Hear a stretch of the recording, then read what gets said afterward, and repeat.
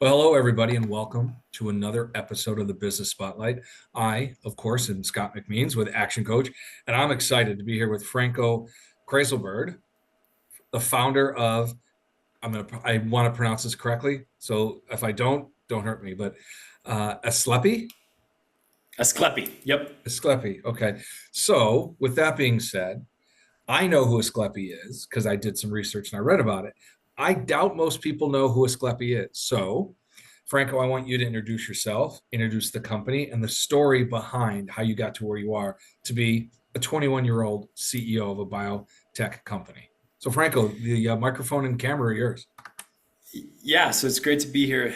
Thanks, Scott. I'm Franco. I grew up largely in Brazil. I actually got to witness firsthand a very pressing healthcare disparity where there's often I was reading and learning about a lot of new, very advanced therapies and solutions, but they weren't really being translated to the places where the people who needed them most were. And so I kind of got to see that a lot growing up in South America. I really got to understand from a end patient level, right? How it looks like, what the real life impact of the lack of access of advanced therapies really makes. So because of that, I decided to dedicate my life to helping reverse these completely avoidable deaths and outcomes from the lack of access, like as I mentioned, to advanced therapies. So I set on a journey to turn a $30,000 stem cell therapy into $300. That's what Ascleppi has been busy at work doing, and it's been an 8-year journey. I'm 22 now, so it's been an 8-year journey, and you know, I mean, it's been about 6 years of pure 8 years of science, really. But in the last 2 years, I really got into the business part of it as well. So I've been serving as the CEO of this huge consortium that we've built, and it's really exciting. That's outstanding.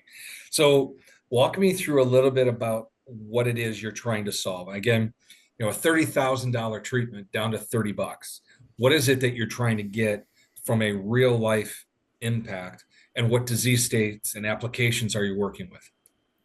Yeah, and 30,000 to 300. Oh, Hopefully, we'll get to 300. 30 at some point. Oh yeah, My bad. that'd be pretty great. So the first problem we tried solving. I'll tell you, it all boils down to a kid in middle school. I mean, you got to picture a 14-year-old, 13. I mean, I think it was really 11 or 12 at the time where this really started. My parents had decided to move to Brazil. My dad's a professor and my mom is a businesswoman. I mean, they didn't really have. I mean, they got a job opportunity in Brazil. They said, "Let's do it." And I didn't really speak the language. So in Brazil, they speak Portuguese. It's a language that at the time I was not very familiar with. After 8 years of living there, finally I am. But I went to school, and I didn't really understand what was going on. I did terribly in the exams, and so my science teacher came to me and tells me, "Hey Franco, honestly, man, you're gonna fail. Like that. You're gonna fail the year. We need to do something different for you. So how about you teach me the scientific method? How about you go out and read some papers, just science. Like, so I read papers on what a hypothesis is and how the science works and how to think scientifically. And so I had to write reports on that. And so it grew and grew and grew. Eventually they put me on this program where they'd give you a mentor. And that mentor kind of guide you through some scientific problem. My assigned problem, my mentor had a master's degree on these kind of really special cells called mesenchymal stem cells. They were actually first described here in Cleveland, Ohio, by a doctor called Arnold Kaplan. They're very interesting cells because the world's first cell therapy and the first therapy of the world to be ever approved by the FDA and ever be used on a patient was done by this Arnold Kaplan, who discovered these cells and was actually based on these cells. And so that's why they're really important, because they're the first cellular therapy in the world, the one that that introduced the idea of saying, hey, let's get cells from our own body and try to heal our own body, right? That was here in Cleveland, right? So, which is really interesting. So I started growing there, and then I got a job in a lab because of this, which is really awesome. I got to really get experience hands-on with making solutions and working with cells. And then I was taking the bus with this lady called Maria who she was a diabetic patient. She worked 3 jobs, and we used to talk, and so she used to tell me about kind of her life. And at one point, she had a boot on. I didn't understand what that was. And so she explained to me that diabetes is a really, really difficult problem because especially for people who work really physical jobs, and especially for people who don't have access to healthcare, unfortunately, they lead to very fragile skin. These skin cracks open, leads to wounds. These wounds, if left untreated, they get infected, and those infections can lead to sepsis. So basically, you have to either amputate it or you're risking death constantly. So unfortunately, Maria actually got amputated, and that was a really personal experience I had with the disease. And so that's why I decided to really start with diabetes first. It's also a great way to, skin itself is a very simple organ as opposed to something like a joint, right? I mean, skin is just one kind of very, very, very unilateral types of cells. There's not much going on as opposed to like a joint. You have like bone, cartilage, muscle. It's like a whole thing, Hope that's a little bit descriptive. Oh, very much so. And I love the idea behind a bus ride has brought your personal passion to make a change. So it's crazy that a 14-year-old has got that mindset, and the fact that you had a mentor that took you under their wing and said, this is how we're going to get you not only to think differently, but learn how to live in Brazil, speaking a third language. Now you've got a mindset that's different than what you started with as a 14-year-old. Now you're thinking differently because there was a personal experience that led you to, I think I can solve that. So now that we're here, what have we done with Ascleppi to kind of get to, we're going to take care of diabetic foot ulcers? Yeah, I mean, I started as a kid with some questions in a lab. I mean, I started with a kid some questions. I mean, it went into getting a job at a lab, which I really, really liked because most kids were doing other things. And so for me, working at a lab felt like the coolest thing ever. Eventually, we realized, I mean, I started getting in contact with, so I actually worked at the Kaplan lab. So the lab, this whole journey took me all the way. I mean, imagine, I mean, I'm working in a lab a couple of years, working with this kind of cell, working with cellular therapy for a couple of years. I'm like, if I want to go to college, I want to go to the best place in the world. And the best place in the world is the place where it was invented, where it was created, right? So that's where Cleveland came into the picture for me. I actually emailed Dr. Kaplan. I said, hey, Arnold. Well, I remember the email was very formal, but now he's just Arnie. He passed away in January, maybe rest in peace. But it was, hey, can I work in your lab and can I learn a couple things? He's like, yeah. I mean, if you get in a case, go right ahead. So I did, and so I worked. The hell of a barrier he years. threw out at you, by the way. Yeah. Hey, just get into one of the most prestigious schools in the country. If you can get in, great. Good for you. Yeah. And I did. It was I worked very hard because I was very passionate to work in the lab of that. I mean, the guy revolutionized an entire field. He's one of the fathers of regenerative medicine as a whole. And so getting in there for me was huge motivation. And so when I was in there, once you're in an ecosystem like among the giants, I mean, Kaplan was a giant, right? So being in an ecosystem where there's just so many smart people around you, and each of them have their own bring their own element of intelligence to the table, of knowledge, of experience, of personality even, was great. I had at the Kaplan lab, I was working with a fellow scientist who had actually done a cellular therapy for diabetic foot ulcers, for diabetic healing, for chronic wounds, really, in the past. And so I told him, well, no kidding, because I was working on that back in Brazil. So, got together, and that's really when the entrepreneurial piece started. We realized he had started a company. He had reached it, taken it all the way to what we call phase 2 clinical trials. So it's like randomized clinical trials. So it's very advanced. I mean, he was testing it in humans. Very, very good stuff. And so we kind of looked at his old stuff. We looked at my old stuff. We kind of started piecing together, having some meetings, talking about it. And we realized that there was something there of not just technology. The technology itself we eventually developed, which was great, but it was the team and the dynamic we had, really, that we started building in a really really dynamic, scientifically enriched environment was great. So we realized that we were both very passionate about the same problem. We realized it was a very pressing problem. And he had the brains and the experience. I mean, this is someone who had like 20 years of experience in designing medical devices and solutions. And I just had 20 years of life. And so we were both really kind of passionate about it.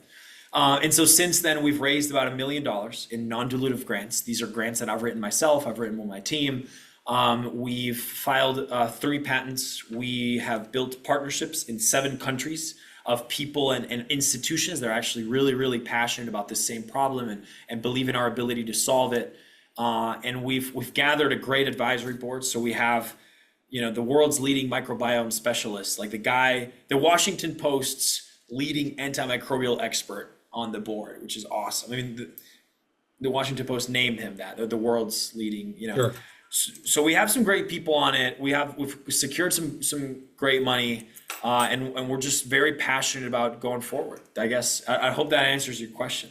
No, it does, and it's amazing that again you were working on something, somebody else was working on it. Now you've collaborated, and now you're looking at 3 patents, 7 countries that you're partnered with across the globe, and you've got mind leaders that have joined your crusade to solve this, or at least address this problem in a way it's not seen before. And I think that's outstanding.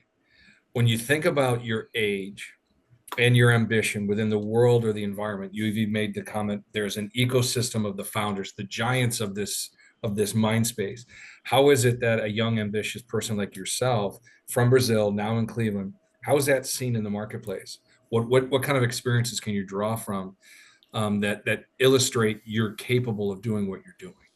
And I'm not saying that to be condescending. I'm saying that to set you up to say, this is what I bring to the table, because I think a lot of young entrepreneurs live in this world of imposter syndrome. Like, I can't do this. I'm not good enough. And I want them to realize it doesn't matter your age. It matters your ambition, your drive, and your intelligence to put something together that's bigger than you. And that's what I see in what you've got here, Franco. And I want people to understand that there's possibilities that are boundless. No, yeah, and your point is very well taken. I didn't see it in a condescending form at all. Look, I think there's 2 parts. There's 2 parts of this. On one hand, and I very much agree with what you're saying. I don't think it has to do with age. On one hand, it's about being authentic, and passionate. I mean, it's the youthful perspective is great because it's authentic largely, and it's because. I mean, for most years of my professional life, in fact, this is the first time I don't actually have that hat anymore, but I was a student, and so walking into a conversation with whoever it is, most people know that as a student, you're not really trying to sell them anything. I mean, you're trying to learn because that is your job, right? And so when the student title or student hat comes into play, which is very powerful in my opinion. I mean, and you're going to someone just by genuinely trying to learn, and you can kind of back that by showing that you are a student, right? Or I mean, it's amazing. I mean, it breaks down any barrier of protecting one's time. I mean, one has to protect their time. Your job, especially as a CEO or any major kind of leader, has to protect their time in a way. And so when a student comes in and it's more of a genuine connection, I think that's a great angle. That allowed me to get into rooms and open doors that most probably wouldn't be able to. And then the second piece of the puzzle is, it's coming in from a 30,000 30,000 feet of altitude, right? Like you're coming in from you don't have deep knowledge in a field, especially when you're young.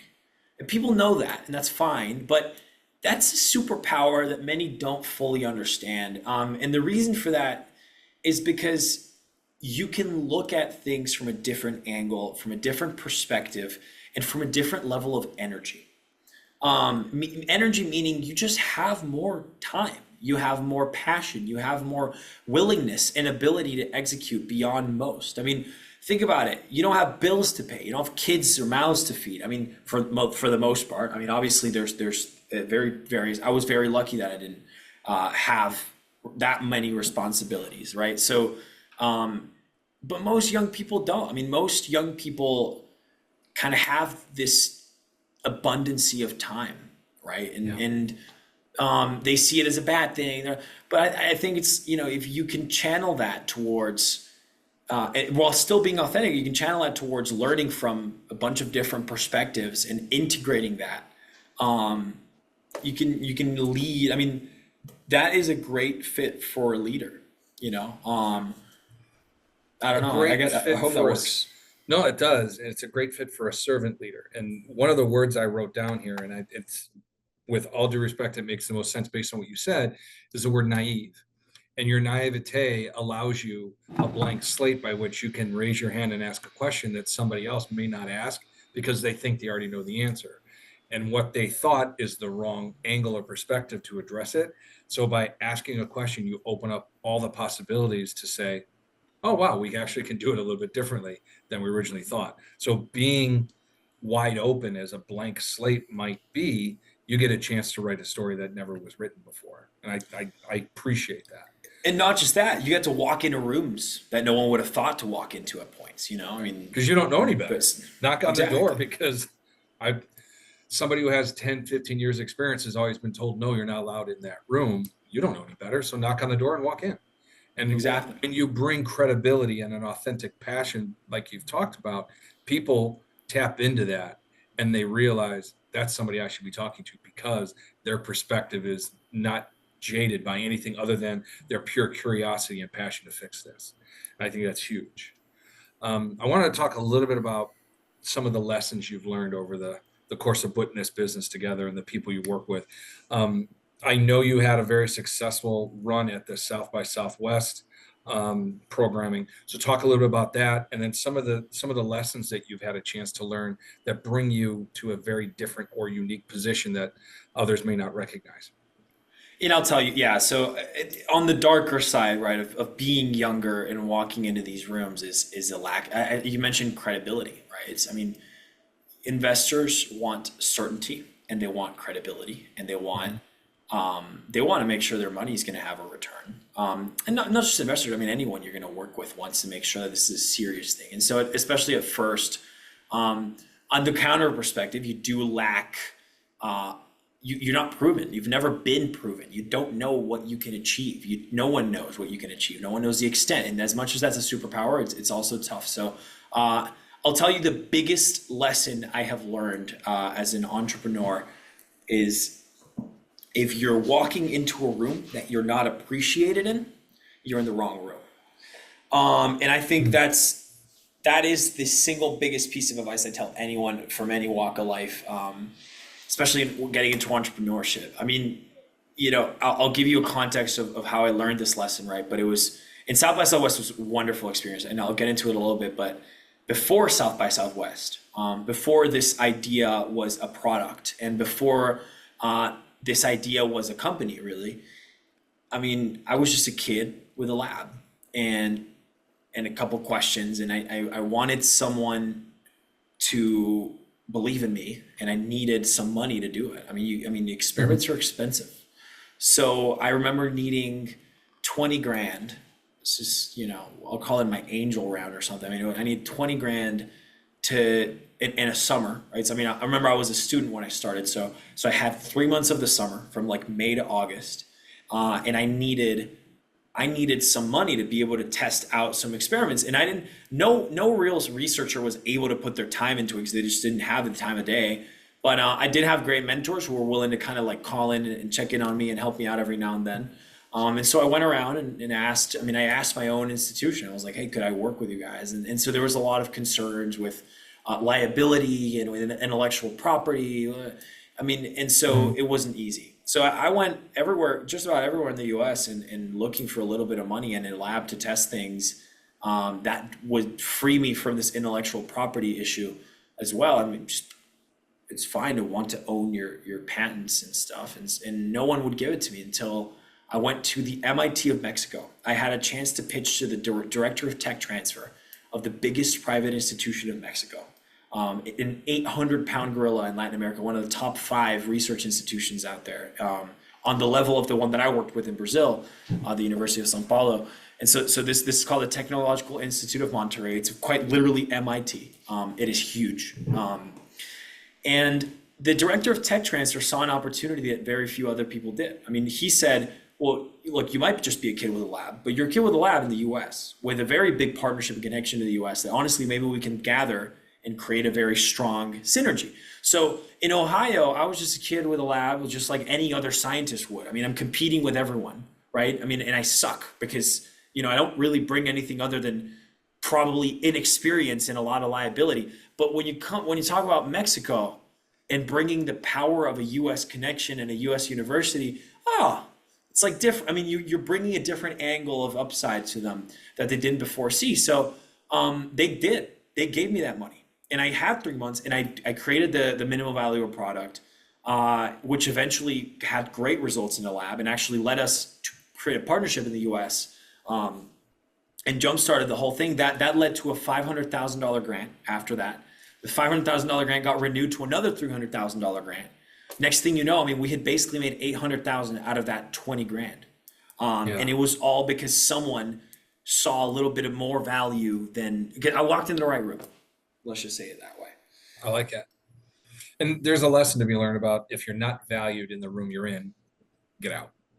Go find somebody who will. Because in a world of abundance, there's so many different people that have an interest in what you're doing. You just have yet to meet them. Why waste your time on people that don't shine or that light on you? Get out, go find somebody who does. And that's true in any situation, whether it's you're trying to market your business to a specific audience, or you're trying to find a specific job, or you're trying to find a partner. It doesn't matter in what you're looking for. Find somebody who appreciates you and what you bring to the table. That's a great lesson. No, abundance mindset for sure. Yeah. Yeah, that's the best way to think about it, I think. So with an abundance mindset, let's talk about some of the things that you do within your business that you can call on the culture or the environment by which you work.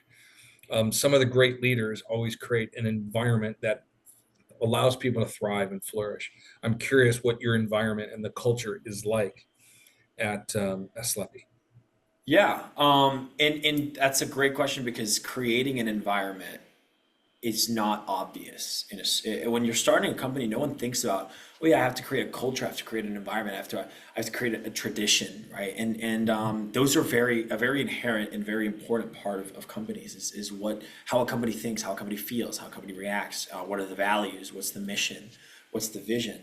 I think failure first. I mean, we're and it sounds very contradictory. You're like, what do you mean failure first, right? I mean, you want to succeed, but we're actually a company that very much fosters failure. I mean, we're comfortable with failure. I mean, I'm okay failing, right? I mean, in fact, the reason we got into South by Southwest was because we apply to freaking everything, and we're fine with getting rejected from it. I mean, it's fine, right? Like, I'll apply to every grant I can find. I'll apply to every competition I can find. If I get in, awesome. I'm so excited to do it. If I don't, you know what? There's 8 million other things I'm currently working on to apply for that I'm excited about too. So I don't really, and at the same time, I mean, we think it's very important we're scientists. Things are going to fail. They're not going to work out the way we expect them sometimes. And that's okay, right? I mean, so that's number one. Number two is, we've created a sense of family and a sense of belonging that is very unique. I mean, we work beyond, unlike most startups, we work very hard to connect with each other as a company. And I mean, the milestones, that's in my third point actually is we're very performance and results driven. Oh my God, we are high performers. But before that, we're able to achieve that high performance because we feel like we're a family. We trust each other very deeply, and we understand each other's role very, very well. And so I know that while I'm out here working day and night, making 60-hour weeks, barely making any money, right, with the company, I know that my coworkers are doing the same thing, my partners, and we're each advancing it in different angles. So I think it's about embracing iterations and failures, and that's how you get to success. And then it's about embracing trust and a very friendly culture where there's honesty and you can just communicate. It's similar to a family, really. And then it's about performance and results. We are incredibly results driven. I mean, if you're pulling results, that's great. If you're not, we're gonna have a serious conversation about why not. 100%. 100%. The next step for you, what's next for you and Ascleppi? What happens next?